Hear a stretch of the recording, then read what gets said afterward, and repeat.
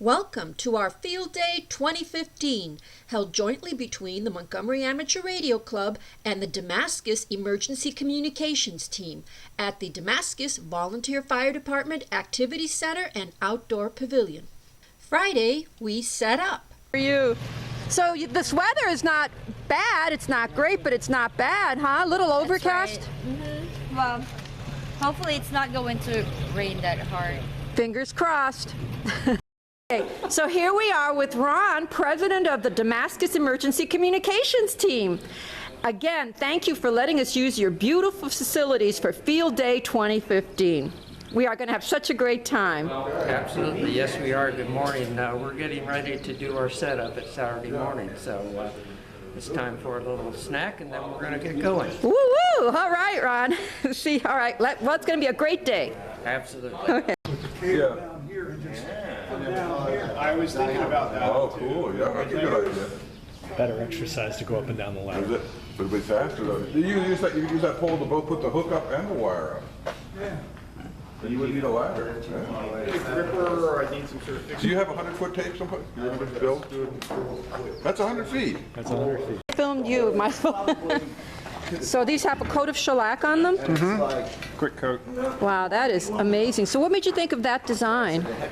Well, this is how much space you need to get a 2x4 in. So that was the hook, and then I didn't want to run it equal distance the other way because I just want to use that much more material. So this is a gap that's big enough to get most cables through, and I wanted it to have sort of a trap aspect so the cable wouldn't come flipping out without needing a fastener of some kind. Very, very clever.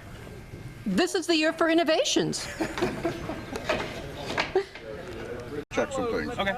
The big thing is we're going to use the, make sure the RF length, I think I've got the wrong length, I think something's not right, because that pole, yeah, but we'll go check that.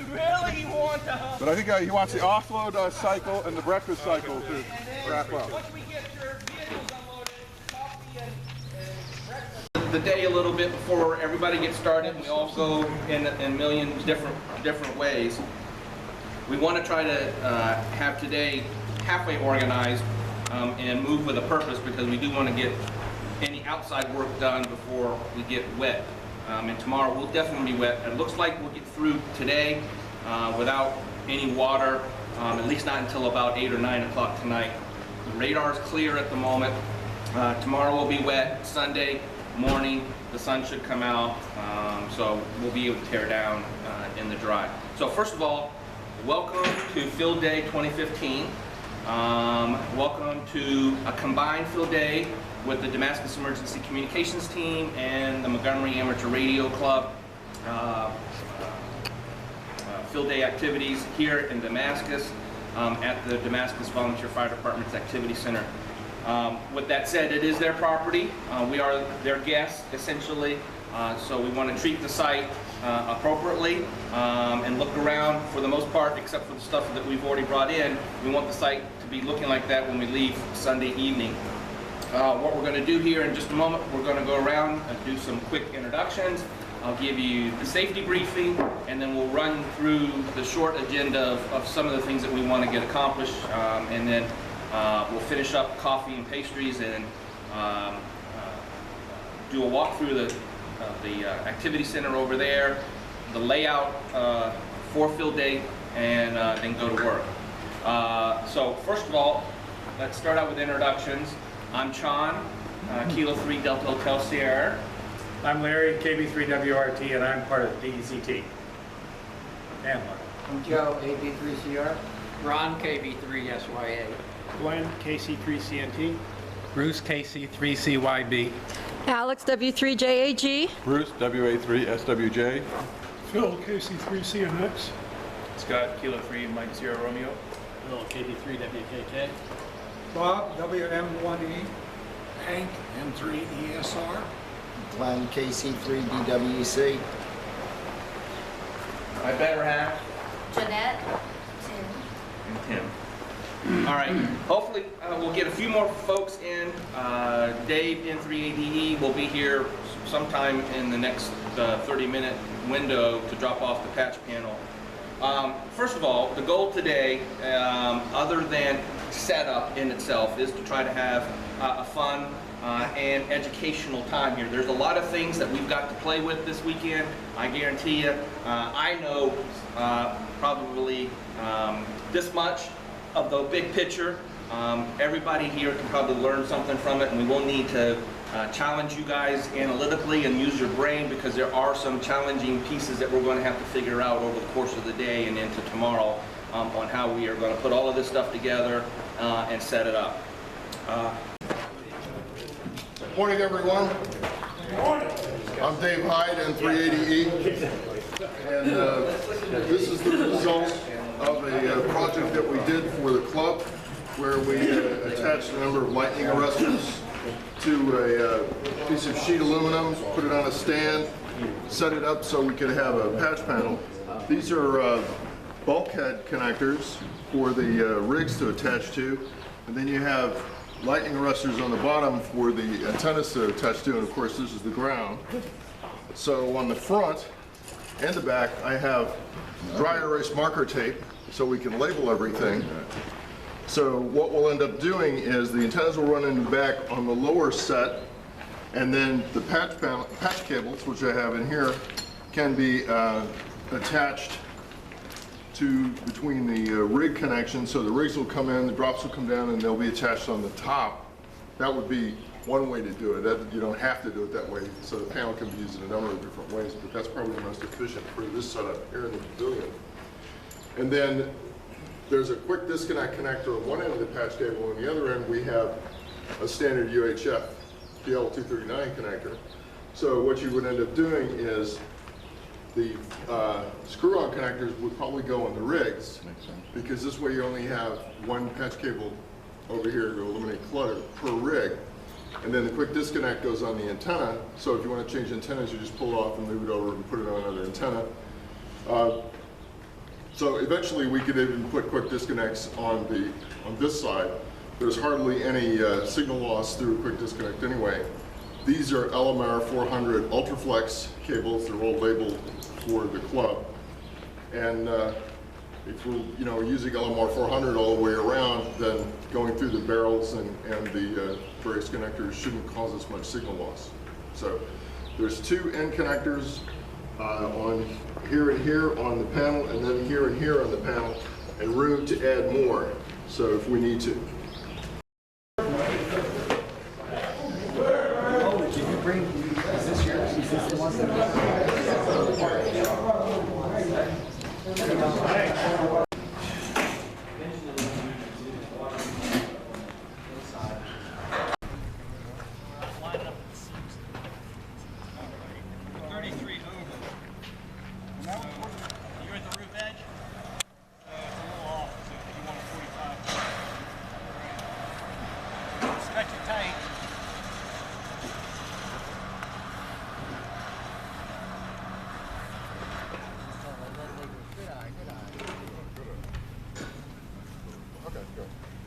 Okay, I'm not sure, we might have to move that. Okay.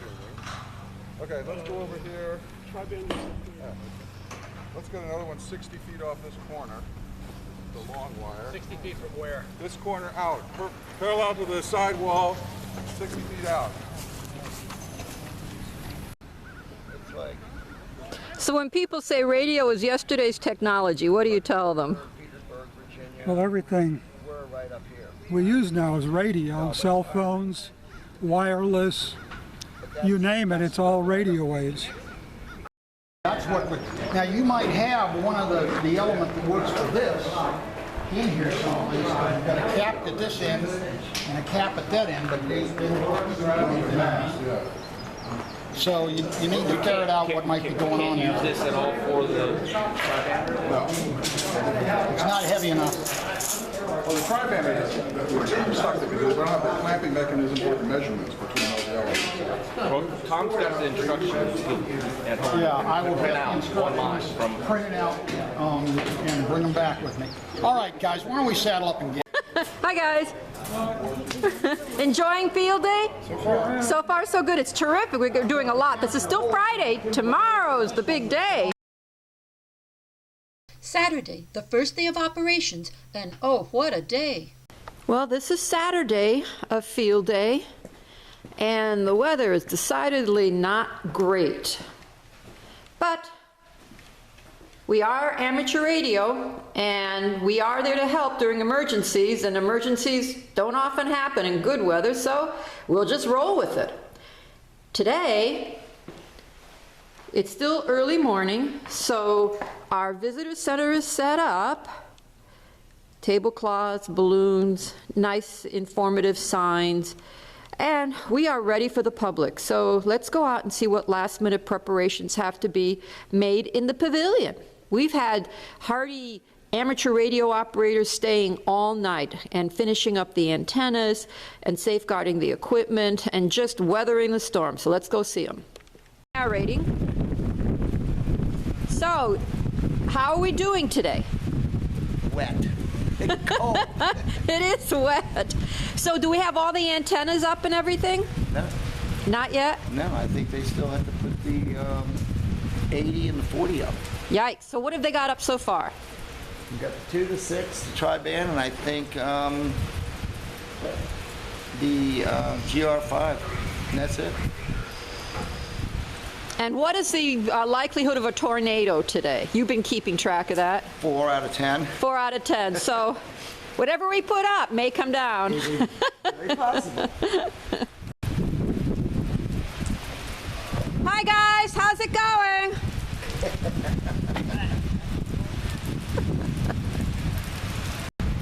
And here are the sky hooks in place and holding cables.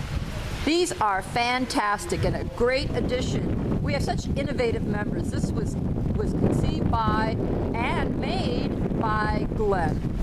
This is the city of Liberty. You're working again? Yeah, you're there. Good. Okay. You go up any higher? No. I think. Not if this is my limit, then this is my limit. I think at it. Move the VHF station over there, so we won't need this laptop here. That laptop will go here. So, set up 14.0 all the way up to 14.5. It's fixed point meter down. So that will be. Yes.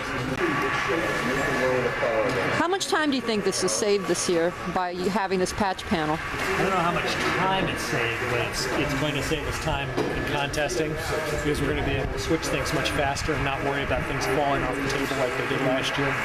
This is a very nice piece of equipment. Worth the money.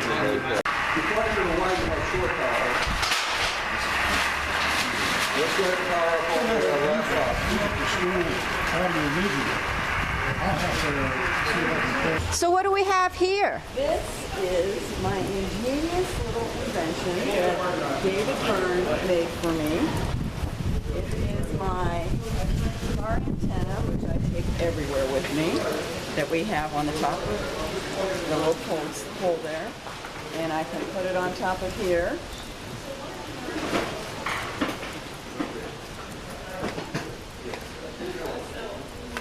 And so what are you doing now? I can slide it up, make it taller, and each one of these allows me to go higher and higher. Now, right now we're inside, so I can't go much higher. But I have all these different segments where I can take it up higher and higher. And my car antenna, we've got it adjusted right here so that I can put my Alenco on the end of it, and I can be talking, and I can go about 12 feet up in the air with it. Fantastic. It's all tripod, and it's very light, so I can carry it, but I also carry a lot of other stuff. So you can take it off the car and then put it on your tripod. Uh-huh. Yep, absolutely. It works really, really well. And I used it for the Maryland hike across Maryland, and it worked great up on the mountain. And I use it in my backyard all the time. I'm able to reach... So what bands does it operate on? It's 2 meter. 2 meter. So I am primarily sitting in Layton's. Oh, so this is to get past all of the hills and everything. Uh-huh. Fantastic. I can sit in my backyard in Laytonsville, and I can talk to Olney, I can talk to Brookville, and I can get to Damascus, and I can hear Rockville, but I've got a little bit of a hill going down there, so it's a little bit difficult. But it's great. I can go anywhere with it. It's great for the Maryland Hills. Maryland Hills. Okay. Awesome. Thank you.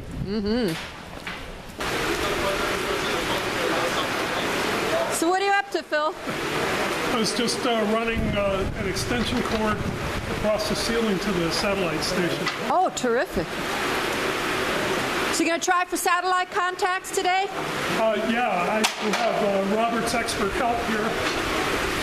Hey,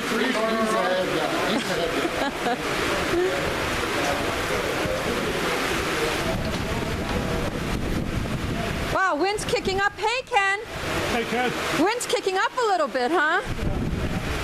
My name is Carl, WB3HAD, and we're finishing our setup for the field day event.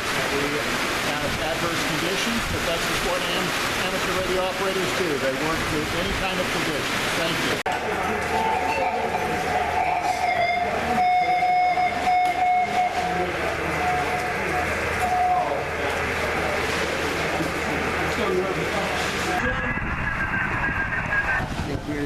Alpha Bravo 3 Charlie Romeo, 83PR. Right, we're on 20 meters right now, 14070, which is the standard PSK 31 frequency on 20 meters. And there's stations coming through now. That's what's showing here on the waterfall. Each of the red screens on the waterfall shows a received signal. And we'll click over here into this and enable multi-channel. And this will start showing the different streams here. And when we click on a particular screen like this one, we'll start decoding the signal up here on this window. All of this is the N1MM software that we're using for logging. And we're also using for all digital communications also. So this station is completely dedicated to digital. Last year we had 90 points on digital. We hope to double that this year, subject to the solar storm. Say that again, the wind is really kicking up. Subject to the digital, the solar storm that's coming this afternoon, we're hoping to double the points we had last year. Again, we have multiple windows here. This is the logging window for the N1MM log. So every station that we work gets logged in, and these are all the different nodes here. So as everybody's working stations, they're entering in their own windows for all the stations that they work. This will give us the running score for how well we're doing on everything.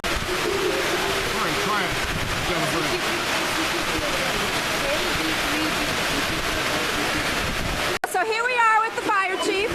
It's so nice for you to drop by and see us. Thank you so much. So what do you think of our operation? Well, I think it's fitting for the kind of weather that you'll be needed for. Amen to that. Hope we never have to deploy emergency real time, but if we do, we're going to be ready, right, Chief? Well, I say it's better to have it and not need than need it and not have it. Amen to that. Thank you so much, and thank you for taking time in this beautiful weather to join us. Sure, and I really appreciate all the hard work and effort that you people have put into this today, and it goes to show how you're readying yourself when needed. Thank you so much. Thank you. We're proud to do it and happy to help. Thank you. So what's going on there? It's a little wet outside. Yeah. And you were hanging tarps. You were such a hero. So it's a little wet. You got a little bit of water. It's okay. Yikes. Yeah. That was a break. Yeah. Everyone's nice and dry in here, so. Thanks to you. Well, not just me. Lots of people. He was the one who was wrong. You guys are awesome.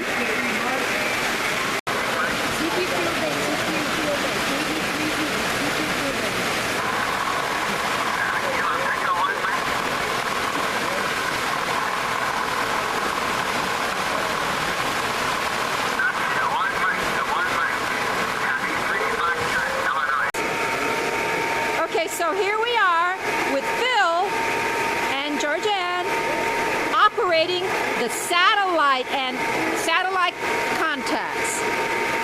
So what are we doing here, Phil? Okay. Well, what we just did was we tracked an AO7 pass over North America. AO7 is one of the oldest amateur satellites still in the air, or actually in space.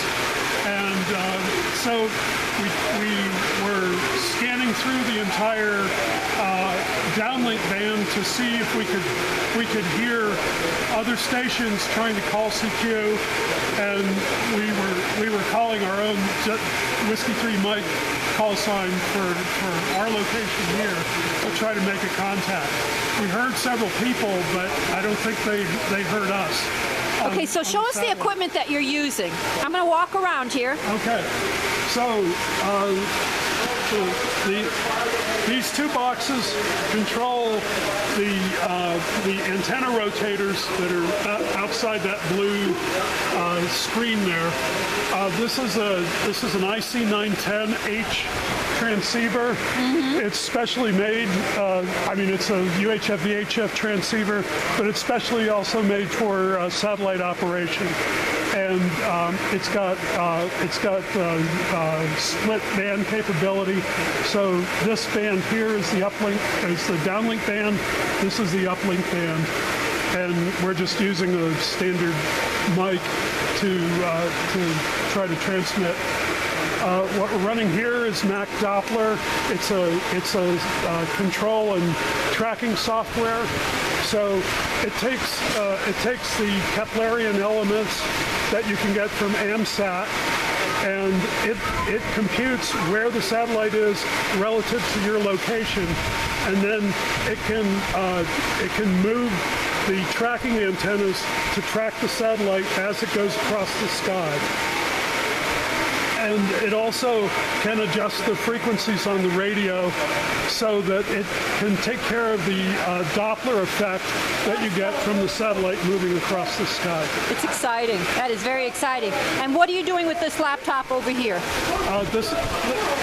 This laptop is controlling this screen. The software is running on this laptop, controlling that screen. Controlling that monitor? Yeah. Okay, great. So I'm going to walk around to the antenna. Right. Hey, could you join me? Sure. Just don't go outside because it's raining, but if you could just, I'll go out. I'm totally wet already. Okay, so here is the satellite antenna. Right. There's, okay. Okay, so the antenna closest to us is the UHF antenna. The antenna furthest from us is a VHF antenna. The transponded satellites, the amateur satellites, have usually either a VHF uplink and a UHF downlink, or vice versa. And it depends on the satellite which of those, but those are the two frequency bands that you use to communicate with the satellite. Terrific.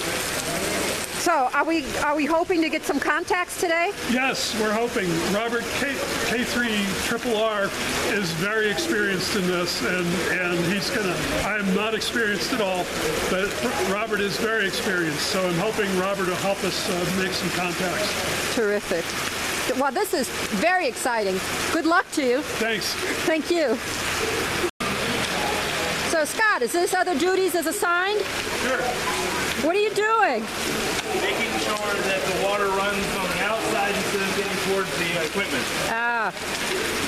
Things you don't think about until the weather's bad, right? Well, that's the whole point of this, is to get used to those kind of conditions. Right. The other thing we could have used more of is bungee cords for the tarps, right? Yes, that would have been handy. Yeah, that'll be part of our goal list, right? Yep. All right, thanks. So here we are in the command post with Bruce, our vice president of the Mark Club. So Bruce, how's it going? Hello, Alex. We're doing well. I think that you can hear the rain has stopped. I don't know if you heard any of the earlier recordings, but it was deafening in here. We've got a tin roof up here, and while it's noisy, we're thankful it doesn't have any holes. Amen. But we've been doing well. It's much quieter now. So this is the command post. We do start following ICS procedures. We do have a sign-in list so we know who's on site. We also ask them to sign in with their time. And when they leave, so we know actually who's on site to take precaution. What we do at the command post here, we're monitoring, there's 2 networks here. One of the networks is the main Whiskey 3 Mike network, and so we're monitoring that network, and there's a separate one for the GOTA station, the 2 GOTA stations. The laptops here back up the logging software, so whoever logs a contact, it gets replicated to all the laptops and also to these. Also in the command center, we have our 2-meter WinLink node. I just set that up. It runs off a Raspberry Pi system, and it ties into the WinLink system, so we'll be able to send and receive the ARL bulletins and also the messages. Oh, that's terrific. Bonus points. This is a backup node. We usually can connect to Dick's WN3Rs up in Frederick, but because of the weather, if there's a problem, we can use this node as well. So that's basically here and I can show you, we did have a plan for our antenna. These are the 2 main towers we put up, and then we had some of these essentially tip-up masts that we used to hold the other ends of the wiring antennas.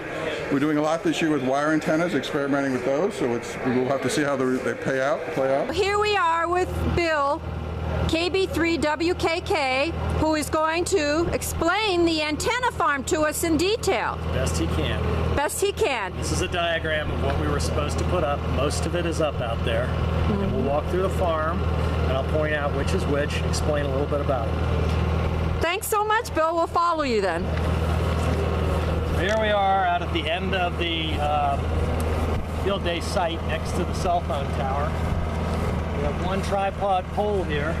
The pole itself actually is not an antenna, it's just a support pole. But at the top of it there, running all the way over here to our Korean War era jack-up antenna tower, is an 80-meter dipole. Oh, wow. So it's a half-wave dipole that radiates horizontally like a donut. And the transmission line is connected right in the middle there. Runs down along the ground to the antenna patch panel and then into the rig. Terrific. Very cheap, very effective antenna. And it was actually some military surplus that we were given and donated to the club. They're on reels. Makes it really effective. So then, as I mentioned, this is the Korean War jack-up tower, made by Canadian Marconi, I believe is the tag on it. Very effective and easy to use, has lots of guy wires that hold the antenna steady. As we jack it up, it can go up to 50 feet tall. Right now it's probably only configured to about 20 feet. On top of it, the very top antenna is a VHF 2-meter antenna, and just below that is a 6-meter. Both of them are beam antennas, Yagis. And there's an electric rotator that rotates them along all the compass points, north, south, east, and west. Now, we had that bad storm yesterday with the high winds. How did these antennas hold up? Excellent. They handled it very, very well. I mean, I was watching them in some of the highest gusts, and they maybe just wiggled a little bit like this, and that was it. Very steady, very stable. The tower, which was a real chore to put up, was also very, very stable. It tips up. It's called a tilt-up antenna. And on top of it is a what they call a tri-bander beam, Yagi, which has 10, 15, and 20 meter capability in it. Oh, wow. It also has a rotator on it. And then below that is a yard arm, which is just a piece of steel angled, L angle on steel, whatever you call it, with 2 pulleys on it and halyards that run up just like on a ship. We never got to use those. We ran out of time to put up the antennas for that. If you did it again next year, this is one of the things you may think twice about? Certainly we need what's called the gin pole, which is there's a socket at the bottom there, a round socket, and out of it comes a steel pole that you bolt to it, and you actually run your pull wire or pull rope over that to the top, and that's how you actually lean it up, just like on a sailboat mast. It would fit into this socket and it would go out about, I don't know, 15 or 20 feet. You would then tie the line, like this rope on the top of it while it's laying horizontal on the ground. Run that over that gin pole, they call it, and then you can use a block and tackle or 5 or 6 guys to pull it up, which we had 4 guys pulling this up yesterday. Because we didn't have the gin pole, Tom let us use that ladder over there extended to 20 feet, which dummied as our gin pole. It worked, and we got it up okay. but it's a bit tricky to get up. A bit tricky. Yeah, taking it down's going to be fun, though. Taking it down is going to be fun. We're thinking about that. But it went up safely, and there was never any point where we were worried about it too much. Between the jack-up Korean War antenna, I'll call it, and this other tripod, we have 3 or 4 of these tripods, and from what I understand from Chan and the others, they really like the tripods because they're quick and easy to put up. Running from the Korean War out to the far tripod with the tuner box on it, that's a 40-meter dipole antenna. So it's half the length of the one that we just saw over there. And then right above us here between this beam over here and this tripod tower is a 20-meter dipole. I believe it belongs to Bruce. And it worked very well too. There's 2 more antennas left to describe, or actually 3 if you include Georgiana's. The very top one that you can see out here running from this tripod out to the tripod nearest to the pavilion, that is a G5R Mini set, which is a multi-band antenna. I don't know all the bands that it can do, but it can do a lot of the amateur bands. And then from that pole nearest the pavilion there all the way out to this pole, I think it's back here. You can see it running way in the background there. That is what they call the long wire, which has to be tuned. And I think it was Hank that was working with that. It also seemed to work pretty well as far as I knew. There is a VHF 2-meter tripod that's set up here with a couple of guys. It just shows, in my opinion, how easy it is to set up a nice little tripod like that in your backyard, and you get great range from it, I believe. There is a Wi-Fi camera over there, and on the end of the pavilion is where the broadband access is to the backbone link, or at least it goes to the firehouse, I believe, and then they're picking up the link from there. And that's where we're also getting our internet connection, right? Yes, exactly. All of our microwave network, internet connection is from there. Yeah, over the air, no wires. Oh, no wires, nope. And they did get that up this morning. In fact, they said yesterday most of it was up, even though I heard it wasn't. Larry was saying, no, we got it up and it was working. Good. So that's our farm, and we have to take it down in basically the same order we put it up. How long do you think it's going to take down everything? It's faster to come down, obviously. Probably 2 hours to take it all down onto the ground, and then packing it up takes the time because you got to get it all packed up in a way that it'll fit back into Tom's storage shed. It's amazing how much stuff you can get in that shed. It's not a very big shed. Right. All right. Well, thank you. This is terrific. So you happy with the antenna farm this year? I'm happy with it this year. We got a fair amount of stuff out of it. There's probably things we would try to do next year from what I hear. Sean's been taking notes and looking at things, and I guess we'll find out in the hot wash what worked and what didn't. I'm looking forward to it. Thanks so much. Sunday, the last day of field day. We're cleaning up after the flood. Very good. So, yesterday was one for the books, wasn't it? Yesterday was incredibly wet. Yes. The tarps came in handy. Tarps came in handy. Without them, we would have had a lot more damage. Yes. We're having some technical issues trying to get the keys to work with the 7000. Literally trying to get my wires. Yeah, Gremlin came in overnight and kind of like changed things around, so a delay. And I've been notorious. Anytime I see something out of whack, somebody else did it. It's never a case of operator error. In my case.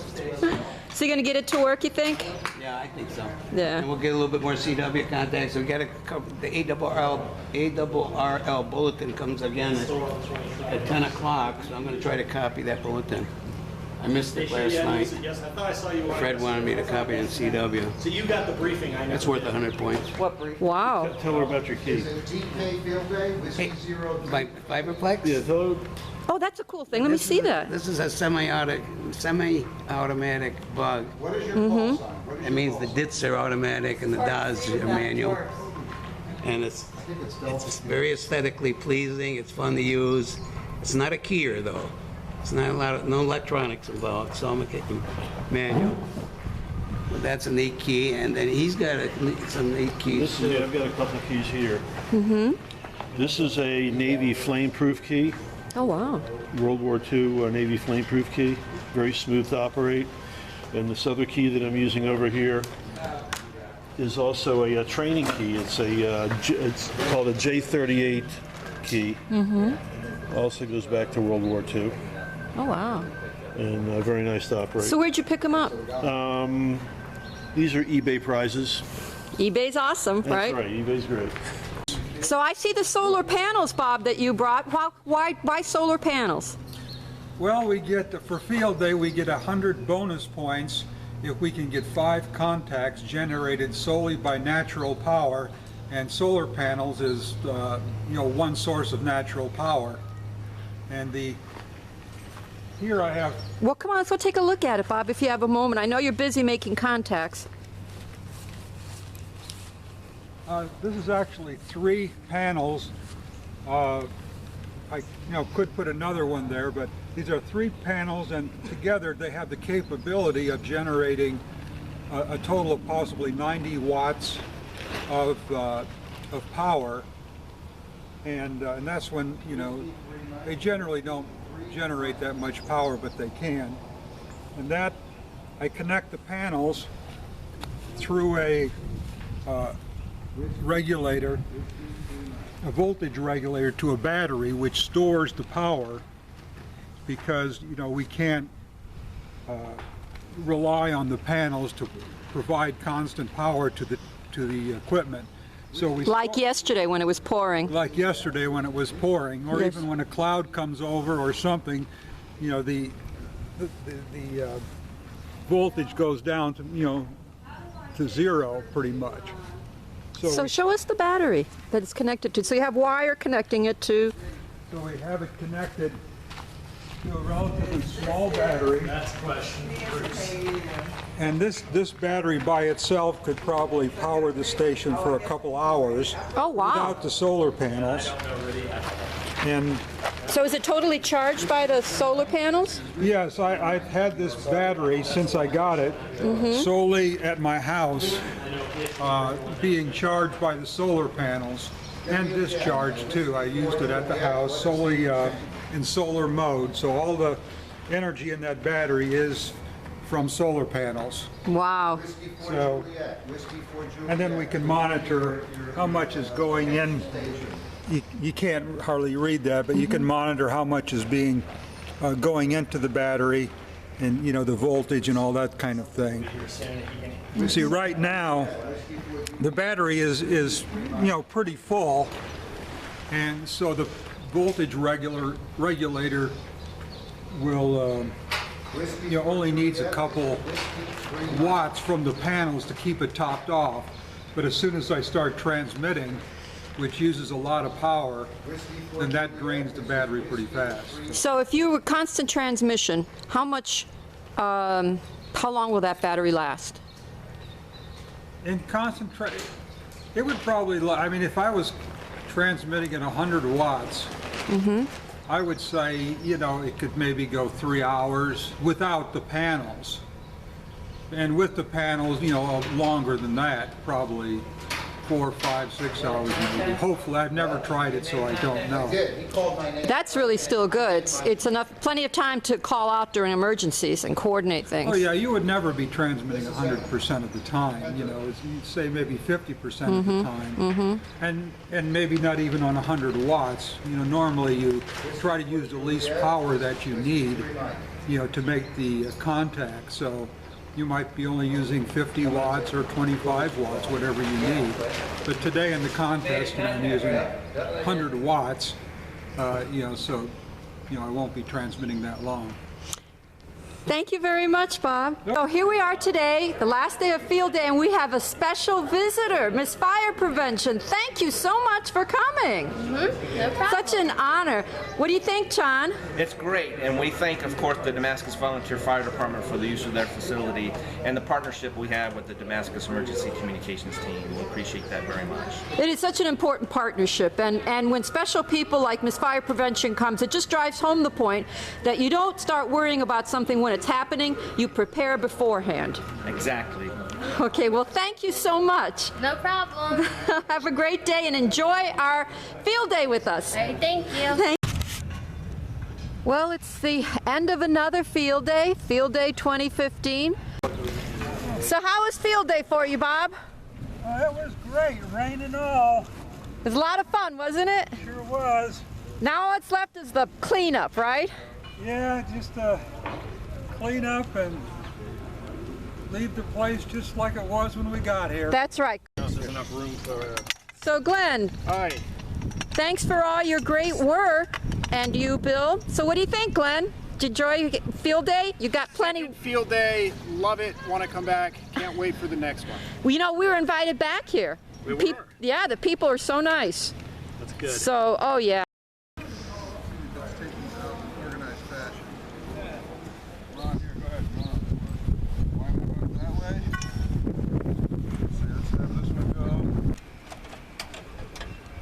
Lovely afternoon to take a tennis down. It's cool out here. Guys,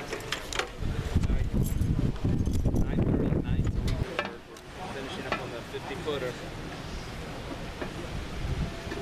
Well, this will be interesting. This car is hooked up to that antenna. And somehow it's going to take it down. So let's take a look. Bill has the lead. We're going to listen to his instructions. He's going to give us a short brief on what we're trying to do here so everybody's got an understanding.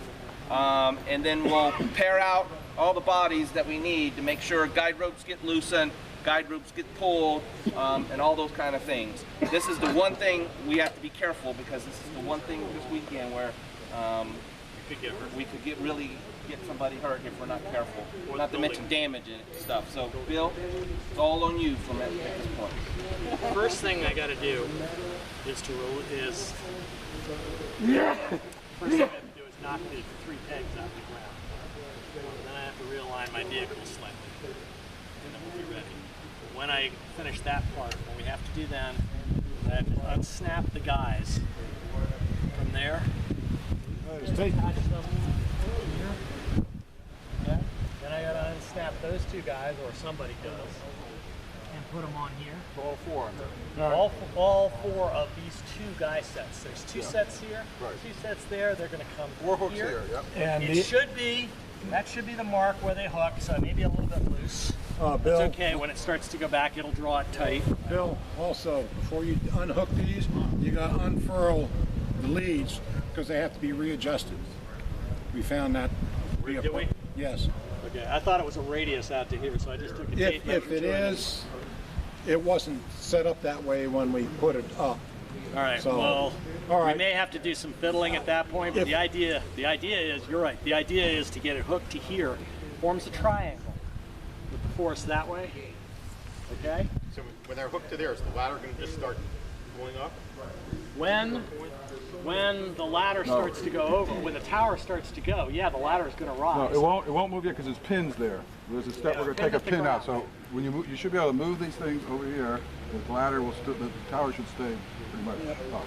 Right, we're going to have to put a lot of tension on the rope to start, or at least enough tension so that when we do release the pin and start the tower over, it's going to want to go.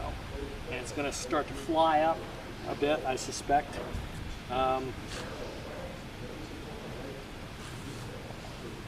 And because of the stretch in the rope and other things like that, it's going to go up pretty quick, and then it should stabilize from the force of the rope all the way to the back of the bar. But when it was coming up, it was a lot easier to get it up than it is to get it down. Because when it's up, it sort of like drops the ladder and that's it, it's up. The guys with the ropes are really important.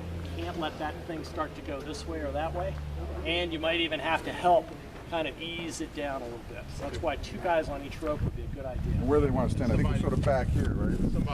One guy wants to be about 3 feet from the side of the post and underneath that. Yep. The other guy needs to be well beyond that guy, but forward to the base of the tower. Remember, you are replacing the guys. So we should be in line pretty much with where the guys are. Like where Hank is. Yeah, okay. Right where I am, if you look at the tower legs, go perpendicular to the 2 back rungs, or coming off the top. Yeah. But I can't guarantee anything, so everybody else should stay out of the radius of this thing. All right, well, get Scott and Glenn on the ladder, Ron and I on this rope, Lewis and somebody on that rope, and then Georgine, if you want to handle can you handle pulling the pin, cotter pin on the base? Oh, I think I can do that. And then from there, you're the ladder scout, so as it comes down, you may need to run in and adjust the ladder. All right. All right, if everybody else is on the guy, one of the guys. Bruce, you got a job? Not yet. Okay, Bruce is going to drive. I'm going to drive. And I'm going to stand beside you. Well, so here we are at the end of another field day. What do you think, guys? Yeah, very good. Time. We had fun. Yeah. The weather's great now, and we got a lot of contacts, a lot of good CW contacts. So. It was a good time, wasn't it? And you know what's great about this meal? Huh? I don't have to do the dishes. What meal were you talking about? Cleaning up. Oh, the meal. The meal was the Well, you know what made it a success is great guys like you coming out and helping and participating. Can't do it without you. Thank you for your leadership there. Keeping us together. I did nothing. You guys did all the work. It was really fun watching.